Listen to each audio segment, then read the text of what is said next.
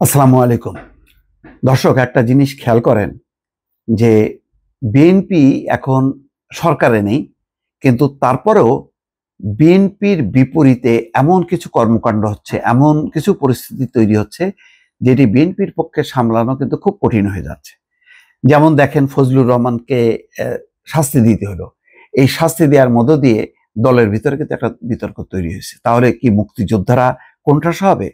যেইভাবে মব তৈরি করা হলো, সেই মবের কাছে হেরে গেল বিএনপি, যে তার বাসার সামনে অবস্থান নিল।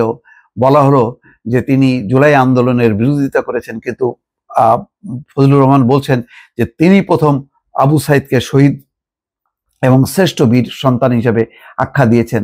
এবং প্রচুর বক্তব্য আছে যেটা শেখ হাসিনার পতন এবং জুলাই আন্দোলনের পক্ষে, কিন্তু তারপরেও হঠাৎ করে কোনো এক বক্তব্য প্রেক্ষিতে বলা হচ্ছে যে তিনি জুলাই আন্দোলনের বিরোধিতা করছেন, বিশ্বাসঘাতকতা। এবং যারা মানে মব তৈরি করছে, দেখেন ওই সেই হ্যান্ড মাইক নিয়ে যেমন ফজলুর রহমানের বাসার সামনে, ঠিক সেই হ্যান্ড মাইক নিয়ে রিপোর্টার্স ইউনিটিতে ওই ডক্টর কামাল হোসেনের প্রধান অতিথি হিসাবে যেই অনুষ্ঠানে অংশ নেওয়ার কথা ছিল, মঞ্চ ৭১, সেটি ভেঙে দেওয়া হলো। একটা গোল টেবিল আলোচনা ভেঙে দেওয়া হলো।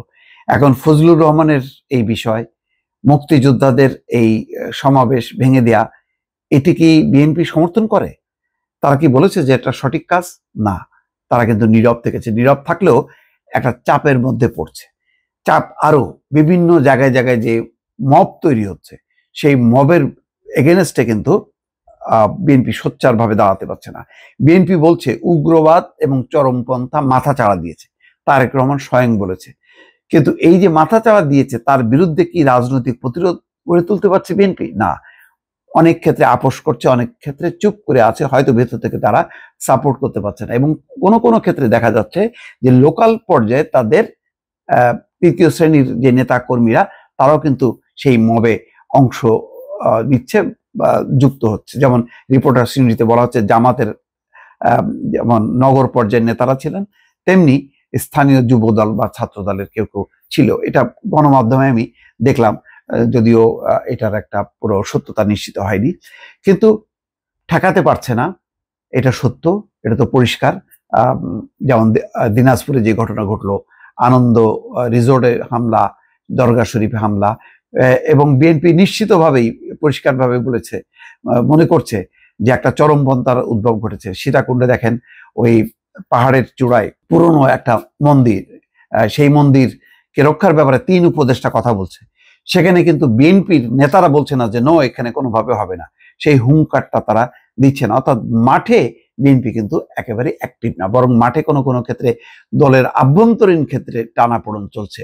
একযোগে কোথাও কোথাও জামাতের সাথে সংঘাত, চট্টগ্রামে, চাঁদপুরে ভয়ঙ্কর ঘটনা, দলের ভেতরেই প্রতিদ্বন্দ্বী একজন আরেকজন রক্তাক্ত করছে। সেই ঘটনাগুলো কিন্তু দেখছে এবং কার্যকর কিন্তু কোনো ব্যবস্থা নিতে পারছে না। কখনো কখনো ব্যবস্থা নিলেও সেটা প্রতিরোধ করতে পারছে না। এটা তো গেল এই পরিস্থিতি। রাজনৈতিক পরিস্থিতিতে বিএনপি সবচেয়ে বেকায়দা। বিএনপির পাশে কেউ নেই। দেখেন, ডক্টর মোহাম্মদ ইউনূস মাইলস্টোন যে স্কুলের কে কেন্দ্র করে যে ঘটনা, রাজধানীতে যেই শিক্ষার্থীদের বিক্ষুব্ধ মানে আচরণ, সংঘাত, সেখানে 4টা দলকে তিনি আমন্ত্রণ জানালেন, বিএনপি, জামাত, এনসিপি এবং ইসলামী আন্দোলন।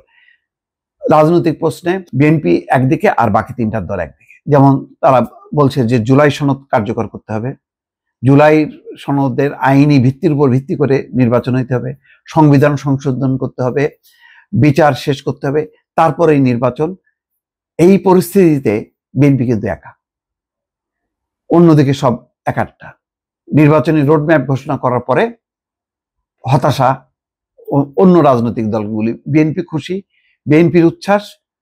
মির্জা ফখরুল বলছেন আমরা খুশি হয়েছি, সালাউদ্দিন আহমেদ বলছেন যে আমরা নিশ্চিত হয়েছি যে ফেব্রুয়ারি মাসে নির্বাচন হবে, কিন্তু হতাশা ব্যক্ত করছে যে রাজনৈতিক সলিউশন না হয়, অর্থাৎ কিভাবে নির্বাচন হবে, কেমনে হবে, কোন পদ্ধতিতে হবে, তারপরে অনেকগুলো সাংবিধানিক বিষয় আছে, সেগুলি সংশোধনের ব্যাপার আছে, সিস্টেম পাল্টানোর ব্যাপার আছে, সেইগুলো নিশ্চিত না হওয়াতে এটা বিভ্রান্তিকর এবং হতাশাজনক। এনসিপি বলেছে প্রতিশ্রুতি ভঙ্গ। তাহলে এই যে 3টা রাজনৈতিক দল, মানে সরকারের বিবেচনায় গুরুত্বপূর্ণ 3টা রাজনৈতিক দল যে বেকায়দায় পড়লো, এখন নির্বাচন কি বিএনপি একা একা যাবে? সেই আবার আওয়ামী লীগের পরিণতি বহন করবে বিএনপি? বা আদৌ কি এই পরিস্থিতিতে সরকার নির্বাচন দেবে কি দেবে না? আবারও কিন্তু সেই অনিশ্চয়তার কালো মেঘ জমাট বাঁধতে শুরু করেছে। কি করবে বিএনপি অবস্থায়? একটা বড় রাজনৈতিক প্রশ্ন। ফলে বিএনপিকে এখন অনেকগুলো বিষয় মীমাংসা করতে হবে। একটা হলো চরমপন্থা, উগ্রবাদ, এটা যেমন বিস্তার লাভ করছে, এটার ব্যাপারে সে জনগণকে নিয়ে প্রতিরোধ গড়ে তুলতে পারবে কিনা, রাজনৈতিক পরিস্থিতি যেদিকে এগুচ্ছে, যেভাবে দাবি করছে, অন্যদিকে বিএনপিও বলছে যে কোনোভাবেই সংবিধানে হাত দেওয়া যাবে না, সংবিধান সংশোধন একমাত্র নির্বাচিত পার্লামেন্ট করবে। সব মিলায় কিন্তু একটা জটিল পরিস্থিতি। এই পরিস্থিতিতে বিএনপি একেবারেই একা। ফলে এই অবস্থায় বিএনপি একটা চরম সংকটের মধ্যে, যেটা অতীতে বিএনপির অনেকগুলো সঙ্গী ছিল যাদেরকে নিয়ে যুগপৎ আন্দোলন করেছে, এখন তাদের যে অন্য সঙ্গীগুলো, তাদের অবস্থানটা খুবই ছোট ছোট এবং এটা খুবই বড় কোনো ফ্যাক্টর না। ফলে এই অবস্থায় বিএনপি কি করবে, তার একটা রাজনৈতিক অবস্থান আরো পরিষ্কার, স্পষ্ট এবং দৃঢ় যদি করতে না পারে, তাহলে নিশ্চিত রাজনৈতিক সংকট একটা গভীর থেকে গভীর হবে। ভালো থাকবেন। আল্লাহ হাফেজ।